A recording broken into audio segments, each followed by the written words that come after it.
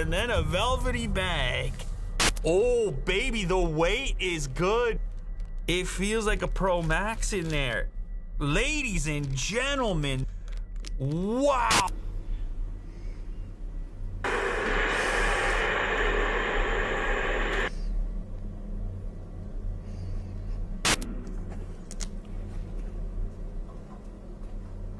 Yep. So before we get into today's video, I want to announce a giveaway. I got a couple of those new purple iPhone 12s, the mini and regular size, for you guys. So if you're a subscriber here on the channel, leave a comment down below with your Twitter handle for your chance to win a purple iPhone 12. This is only for subscribers though. Good luck, everyone. Today we have something very special. This came all the way from China and just showed up here. And you know when you see this type of tape on top, you're in for something special because it came a long way. And that's what this did right here. Inside this package, supposedly, is the closest, best look yet at the next generation iPhone, the iPhone 13. In this case, I believe it's going to be 13 Pro Max. It is not a completely functioning unit. It is a mock-up, some like to call it, a model, but I've been told it's fairly high quality. In other words, the materials in use, metal and things like this, to mimic the eventual unit that will hit the market at some time soon. Everyone is always trying to predict exactly what that next iPhone is going to look like. And inside this box, we probably have our closest look yet. And I have a bunch of other phones to compare here as well. So what is this? A mini, a regular, a Pro Max, and a Pro from the 12 series. So we'll be doing that comparison also. The rumors have been that we're going to see bigger individual camera units on the back, as I just mentioned, and also that we were going to have a slightly smaller notch. Now, I don't know on this construction how they're going to represent a smaller notch, like how they're going to kind of map it in there, but hopefully we can catch some measurements there, because a lot of people have been waiting a long time for a shrunken notch. I don't know how much you care about it, but Apple has been maintaining this large-scale notch for good reason, because they're hiding all of their Face ID tech inside of there. But if they can pack it into a slightly smaller region and give you more screen, why not? I think anybody would be happy with that. All right, so, ooh, secret packaging. Like, look at the reused box with the grease stains inside. Some chicken wings were in there previously. That's how you know you're about to have a good time. A little bit of bubble wrap and a little bit more packing foam paper stuff. Ooh, and then a velvety bag. I don't think the last time I got one of these devices, I don't think that was in there. Oh, baby, the weight is good. Very realistic. It feels like a Pro Max in there. Ladies and gentlemen, that is one of the... Wow, that is easily the best mock-up I have ever felt in my entire life. Holy cow. It feels like a real iPhone. Exactly balanced in a similar fashion. Now, weirdly, it looks like the Apple logo has been scratched up a little bit. I'm not sure how, like, why that might be the case. Did they have to do that in order to destroy the trademark aspect? I have no clue. And maybe it happened in shipping somewhere along the line, but it looks intentional to me with the scratching there. Otherwise, the actual finish on here, very similar. Let me just go over here real quick and pull out a regular iPhone 12 Pro Max, okay? Weight-wise, they nailed it. It's pretty much identical. Now, the position of the Apple logo, almost identical. Dimensions almost identical. What's the difference here? Well, obviously the color is different.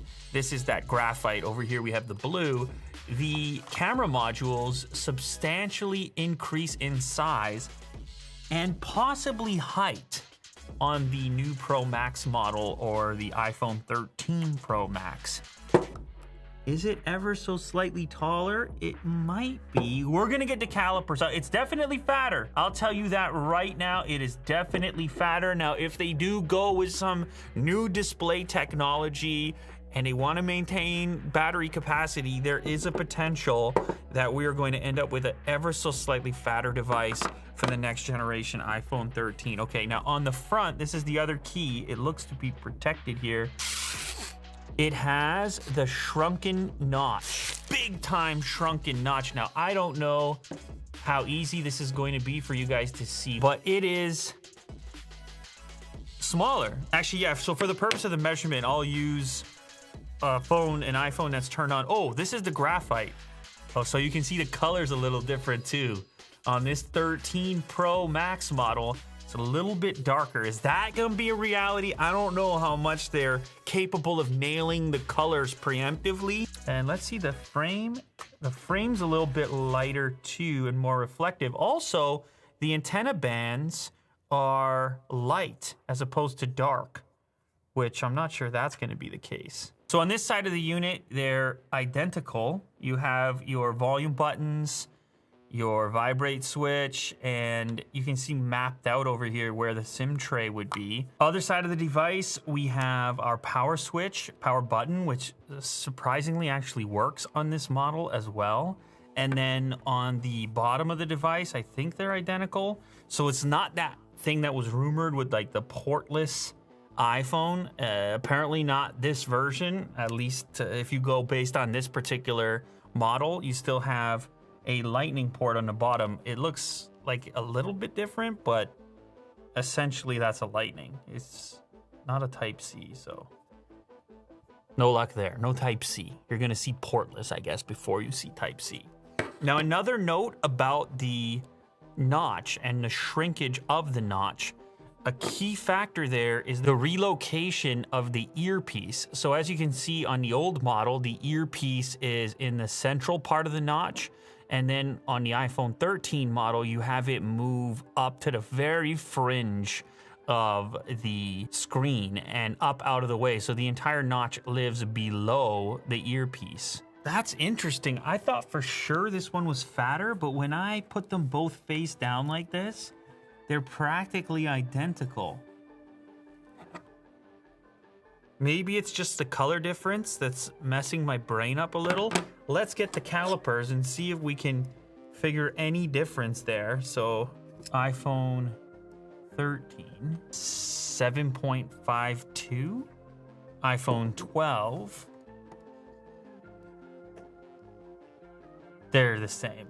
I mean, I can squeeze it a little more. Well, maybe they're slightly different. All right, it's a little tiny bit fatter, ever so slightly fatter. The other question is, does it get fatter up along the camera units? 10.36 there. Interesting, that one, okay.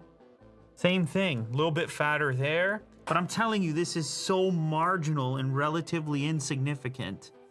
We saw this happen with, and even more so, I guess, with the recent iPad, the iPad Pro 12.9, where they went to the mini LED technology and then ended up with a 0.5 millimeter fatter device, meaning it was no longer compatible with the previous generation Magic Keyboard. And on a phone, you would notice it more, but whatever it is, it's not 0.5 millimeters. It's like 0.1 millimeter, something in that neighborhood.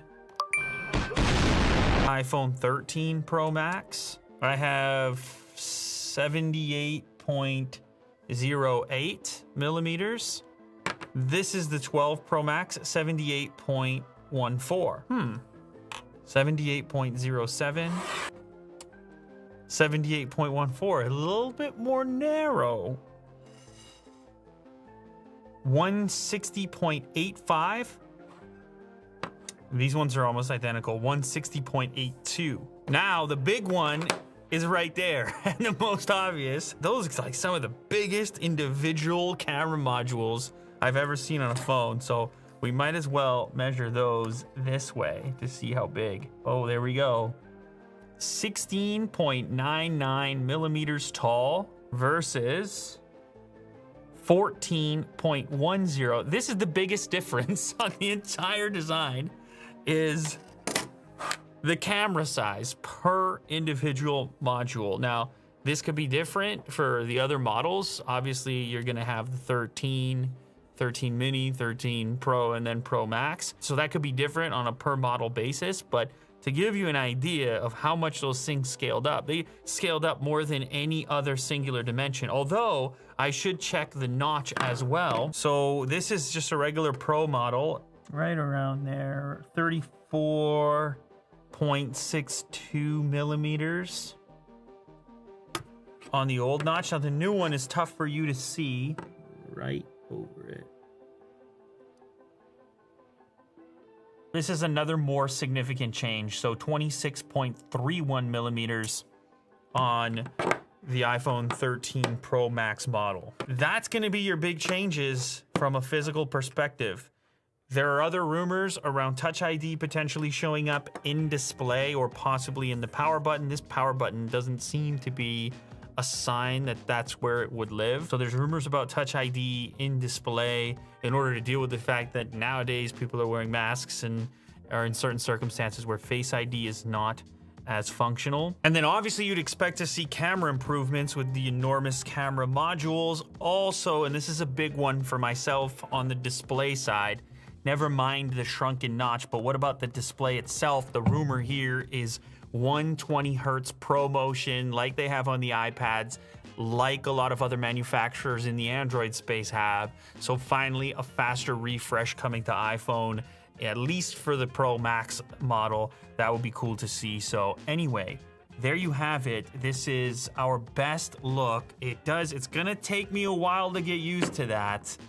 That is a real statement. Increasingly, the phone is becoming the camera, and the camera is indicating to everybody around you which model you happen to have.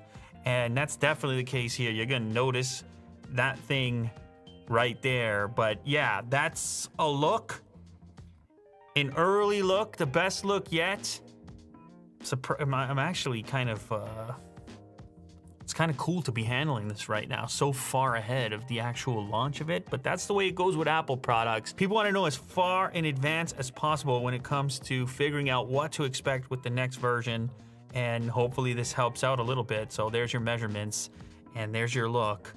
The iPhone 13 Pro Max modeled. Oh, also, thank you very much for watching and making it all the way to the end. If you want your chance to win one of these iPhone 12 purple models, make sure you're subscribed to the channel and then leave your Twitter handle down in the comment section for your chance to win. Good luck. Look at that beast.